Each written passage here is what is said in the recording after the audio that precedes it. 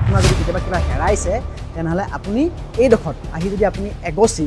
বন্তি জ্বলায় তেনেহলে আপুনি আপোনাৰ হেৰুৱাৰ যিটো বস্তু সেই বস্তুটো আপুনি পাবই আৰু আজিলৈকে ইয়াত যি চাকি জ্বলাই গৈছে তেওঁ আহি উভতি কোৱাহি নাই যে মই মোৰ হেৰুৱা বস্তুটো ইয়াত চাকি জ্বলোৱাৰ পিছত মই পোৱা নাই বুলি মানে মেজিকেল আপুনি আচৰিত হৈ যাব যেতিয়া মূল্যৱান বস্তু হেৰাই সেই ভালুক গোসাঁইক এগছ চাকি জ্বলাই পেলাই আৰাধনা কৰে যে তেওঁ মোৰ বস্তুটো পাব লাগে আৰু তেখেতৰ কৃপাত আজিলৈকে কোনেও আহি কোৱা নাই যে মই বস্তু নাই পোৱা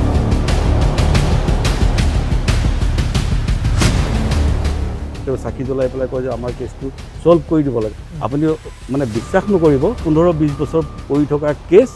এতিয়ালৈকে 6-7টামান সেটেল হৈ গ'ল নিসন্তান লোকসকল আহিলেও তেওঁলোকে মনৰ বাঞ্ছা পাব নেকি সেইটো আৰু ডাঙৰ কথা এইখন অসমতে এনে এভাগ আশ্চৰ্যকৰ মন্দিৰ আছে যিভাগ মন্দিৰত আপোনাৰ যদি সোণৰ নাইবা কিবা আপুৰুগীয়া বস্তু যদি হেৰায় তেনেহ'লে আপুনি সেই মন্দিৰ ভাগলৈ আহি যদি এগছ চাকি জ্বলায় তেনেহ'লে আপুনি সেই আপোনাৰ যি হেৰুৱা মূল্যৱান বস্তুটো সেই বস্তুটি আপুনি পাবই মই দেখুৱাম সেই মন্দিৰভাগ হৈছে বিশ্বনাথ জিলাৰ বিশ্বনাথ ঘাটৰ সমীপতে থকা ভালুক গোসাঁই মন্দিৰ এই মন্দিৰভাগ আৰাধনাৰ এই যিভাগ স্থলী সেই স্থলীত আপোনাৰ যদি জীৱনত বা আপোনাৰ যদি কেতিয়াবা কিবা হেৰাইছে তেনেহ'লে আপুনি এই মন্দিৰভাগৰ এই ডখত আহি যদি আপুনি এগছি বন্তি জ্বলায় তেনেহ'লে আপুনি আপোনাৰ হেৰুৱাৰ যিটো বস্তু সেই বস্তুটো আপুনি পাবই আৰু আজিলৈকে কোনোৱেও ইয়াত যি চাকি জ্বলাই গৈছে তেওঁ আহি উভতি কোৱাহি নাই যে মই মোৰ হেৰুৱা বস্তুটো ইয়াত চাকি জ্বলোৱাৰ পিছত মই পোৱা নাই বুলি মই ইয়াৰে পৰিচালনাগৰাকী ব্যক্তি আছে মই তেওঁৰ লগতো মই কথা পাতিবলৈ চেষ্টা কৰিম এই যি মন্দিৰভাগ সেই মন্দিৰভাগ সঁচাকৈ আশ্চৰ্যকৰ সঁচাকৈ বৰ বিৰল আস্থাৰ এক স্থলী মই কথা পাতিবলৈ চেষ্টা কৰিম এজন ব্যক্তি আছে মই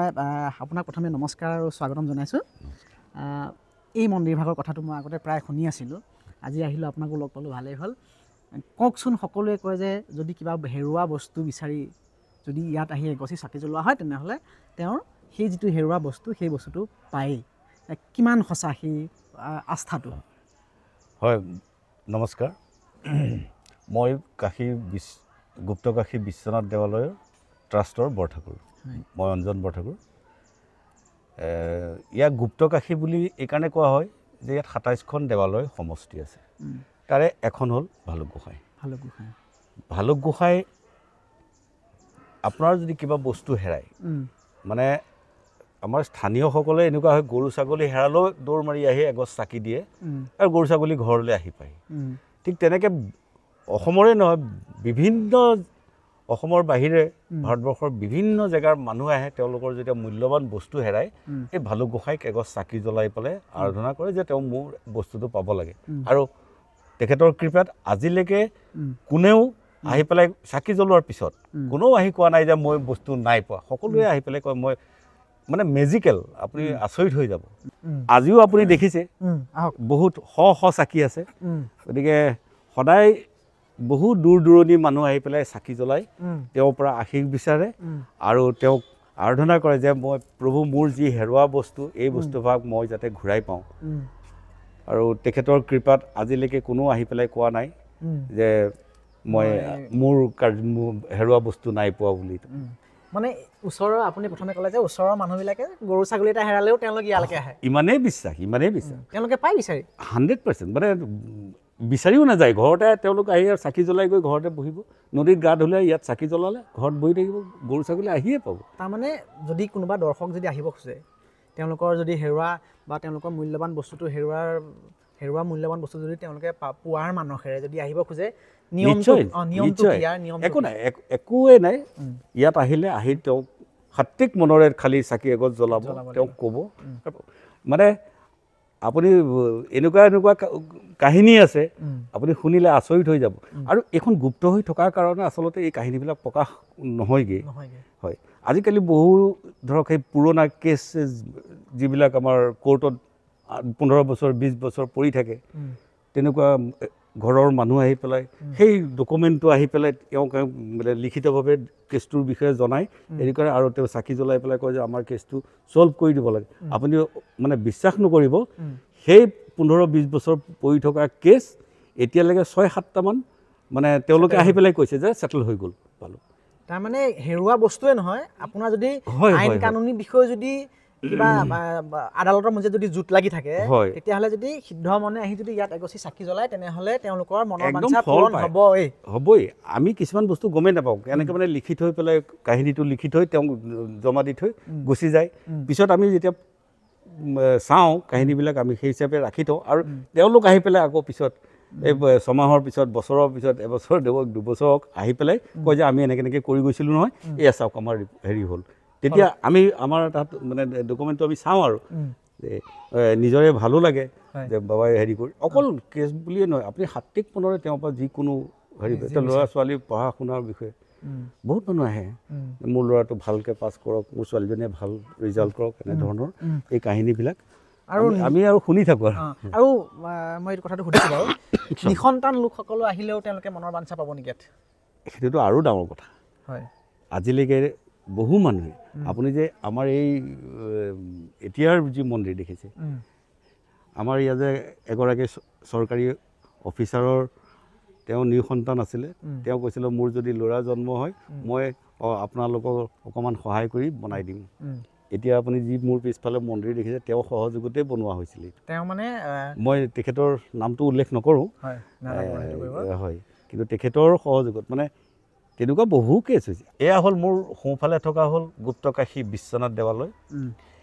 এয়া হ'ল বামৰ দেৱালয়। গুপ্তকাশী আচলতে ব্ৰহ্মপুত্ৰৰ মাজত, যিখন মেইন দেৱালয় সেইখন হ'ল ব্ৰহ্মপুত্ৰৰ মাজত। আপোনাৰ ইয়াত 1 কোটি শিৱলিংগ আছে ইয়াত। হয়, মানে ব্ৰহ্মপুত্ৰত যিমান শিল দেখিছে সকলো শিলৰ মাজতে এটা এটা গম্ভৰ আছে আৰু তাত লিংগ আছে। আপুনি আচৰিত। এই 1 কোটি শিৱলিংগৰ স্থান হোৱাৰ কাৰণে এইখন কাশী। কিন্তু গুপ্ত হ'ল কিয়? এইখন বান ৰজাৰ দেশ আছিলে, আপুনি জানে নহয়? বান পৰম ভক্ত শিৱৰ, বান আৰু ৰাৱণ তেওঁলোকৰ ওপৰত কোনো আজিলৈকে ভক্ত হোৱা নাই। এতিয়া 2খন কাশী হ'ল, এখন বেনাৰছত হ'ল, এখন বিশ্বনাথত হ'ল। গতিকে ব্ৰহ্মা আৰু বিষ্ণুৱে মানে ভাবিলে যে 2খন যদি কাশী হয়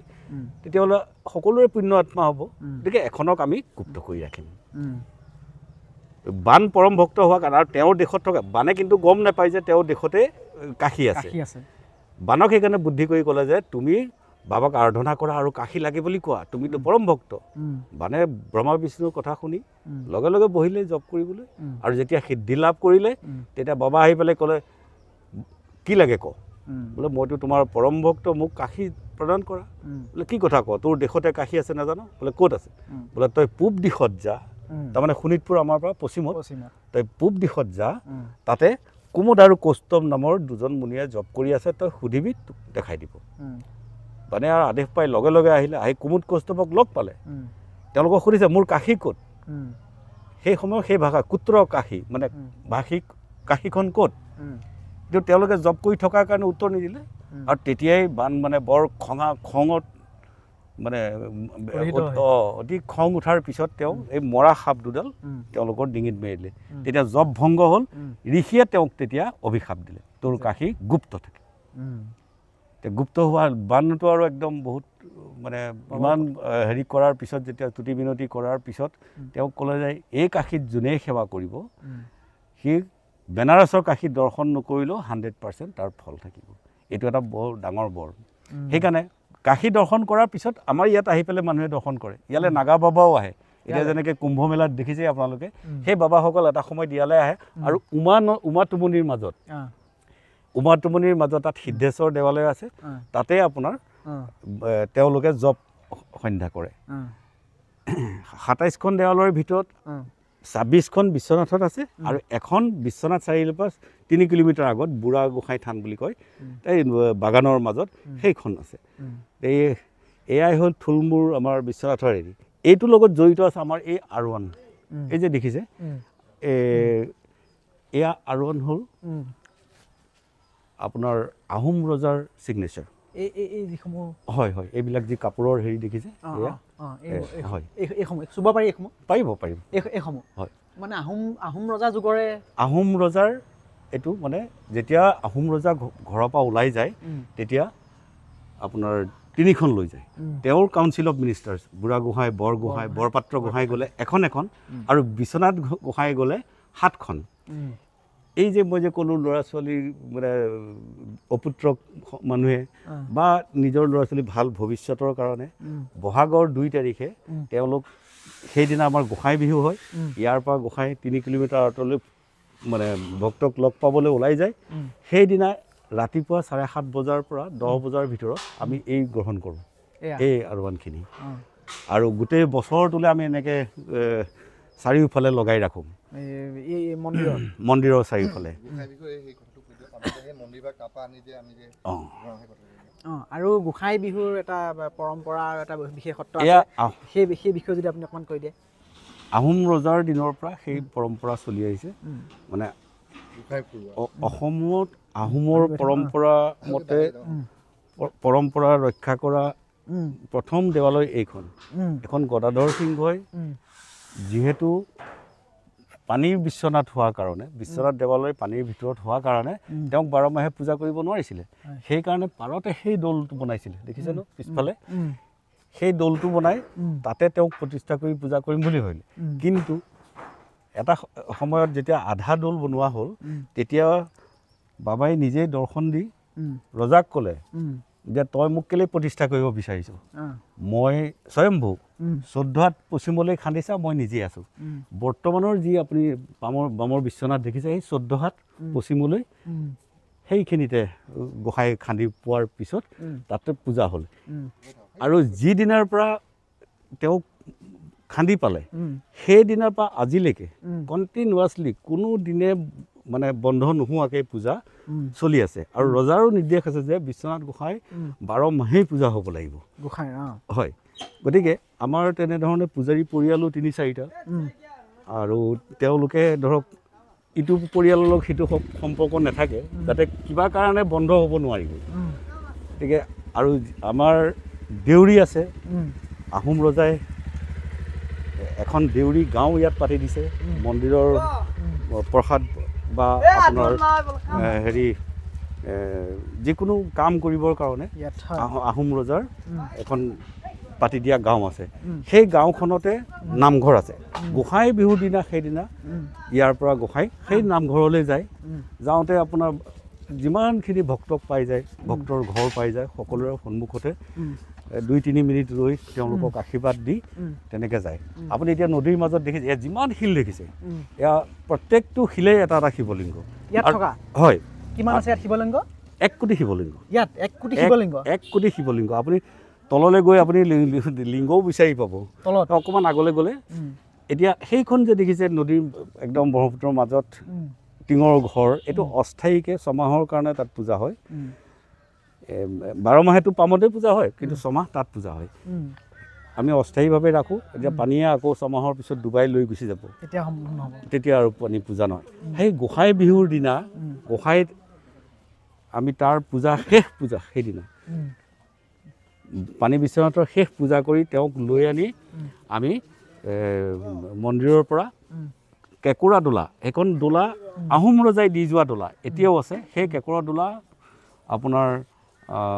ধুনীয়াকৈ সজাই পৰাই কপৌ ফুলৰে সজাই লোৱা হয় আৰু সেইটো এটা পৰম্পৰা কপৌ ফুলৰে সজোৱাটো পৰম্পৰা কপৌ ফুলৰে সজাই তেওঁক সেই দোলাৰে আমি এই 3 কিলোমিটাৰ হেৰি আমাৰ ভিৰ গাঁৱলৈ বুলি লৈ যাওঁ তাতে এখন মেলাৰ সৃষ্টি হয় মেলা মানে বহু হাজাৰ মানুহ হয় সেইদিনা তেওঁ তাতে অকণমান সময় বিশ্ৰাম লয় সকলোৱে দৰ্শন কৰে আশীৰ্বাদ দিয়াৰ পিছত তেওঁ গধূলি পুনৰ আকৌ মন্দিৰলৈ বুলি আহে আৰু পিছদিনা সূৰ্য উদয়ৰ আগতে তেওঁ আকৌ মন্দিৰত স্থাপন কৰা হয় ধন্যবাদ থাকিল আপোনাক আমাৰ এই সময়খিনি দিয়াৰ কাৰণে আৰু ইনফৰমেশ্যনখিনি জনোৱাৰ কাৰণে কাষতে লাগি আছে এয়া মহাবাহু ব্ৰহ্মপুত্ৰ আৰু ব্ৰহ্মপুত্ৰ এয়া হৈছে বিশ্বনাথ ঘাট নহয় ব্ৰহ্মপুত্ৰই হয় মেইন ব্ৰহ্মপুত্ৰ মানে বুঢ়ীগাং বৰগাং আৰু ব্ৰহ্মপুত্ৰৰ সংগমস্থলীতে বিশ্বনাথ আচ্ছা তিনি নদীৰ সংগমস্থলীহে বিশ্বনাথ গুপ্তকাশী আচ্ছা তেতিয়াহ'লে আমাৰ অকণমান ধাৰণাটো অকণমান ভুল আছিল আমি মহাবাহু বুলি ভাবোঁ যি হ'লেও সংগমস্থলী হ'লেও যিহেতু মহাবাহুৰ এটা মহাবাহুৱে এইখন ব্ৰহ্মপুত্ৰখন মেইন নদী তাত আহি পেলাই বুঢ়ীগাং আৰু বৰগাং আহি লগ ইয়াত হৈছে ইয়াত, আচ্ছা, ঠিকে। সংগমস্থলী তাতে তেনেহ'লে বিচৰা। ধাৰণাটো আমাৰ ইমানো ভুল নহয় নিশ্চিতভাৱে ধন্যবাদ থাকিল। আৰু এইখন হৈছে মহাবাহু, আৰু এই মহাবাহুত আহি আপুনি এবাৰ স্নান কৰি সেই যি ভালুক গোসাঁই মন্দিৰ, সেই ভালুক গোসাঁই মন্দিৰত যদি আপুনি শুদ্ধ মনে শুদ্ধ চিত্তে যদি আপুনি তাত আপোনাৰ হেৰুৱা বস্তুভাগ বিচাৰি যদি আপুনি এগছি বন্তি জ্বলায়, তেনেহ'লে আপোনাৰ যি হেৰুৱা বস্তু, সেই হেৰুৱা বস্তুভাগ আপুনি নিশ্চিতভাৱে পাব। কেৱল হেৰুৱা বস্তু বুলিয়ে নহয়, আপুনি পাব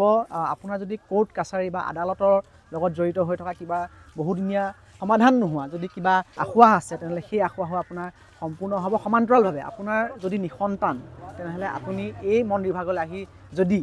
এবাৰ আপুনি যদি শুদ্ধ চিত্তে আহি যদি আপুনি এগছি বন্তি জ্বলায়, তেনেহ'লে আপুনি দেখিব সন্তানৰ মুখ। আশা কৰোঁ আপোনালোকৰ এই ভিডিঅ'টো ভাল পাব আৰু আপুনিও সময় পালে এবাৰ আহক এই আস্থাৰ স্থলীলৈ।